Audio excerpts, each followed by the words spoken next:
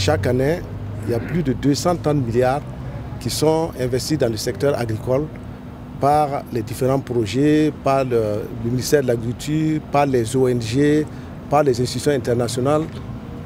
Mais le plus souvent, les impacts ne sont pas toujours évidents. Donc, et qui pourrait dire quelles sont les bonnes pratiques et les leçons qui peuvent faire avancer notre agriculture? Ce n'est que ceux qui peuvent le dire, ce sont les producteurs. C'est pourquoi nous avons signé cette convention pour nous permettre de pouvoir identifier les meilleures pratiques, les plus efficaces, pour que quand nous allons investir, que nous investissons pour avoir un plus grand impact rapidement au profit des communautés pour transformer structurellement notre agriculture et pouvoir aller vers la sécurité alimentaire, je dirais la souveraineté alimentaire.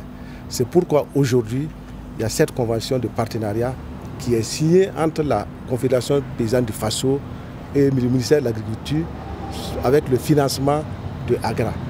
Donc c'est pour dire que nous voulons que dès que nous allons pouvoir avoir ces répertoires des bonnes pratiques qui sont efficaces, nous savons qu'il en existe beaucoup.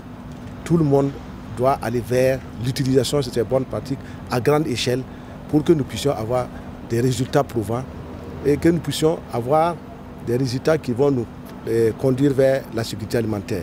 Vous savez que le président du Faso a dit son mandat, son deuxième mandat, c'est de faire en sorte que nous allons très vite et que nous fassions en sorte qu'il n'y ait pas trop de bureaucratie, parce que cette étude c'est pour 3 mois et ces 3 mois doivent nous permettre de pouvoir identifier les bonnes pratiques qu'il y a et ensuite nous allons investir dans ce domaine. Au cours de cette année même, on pourra mettre à l'échelle certaines pratiques.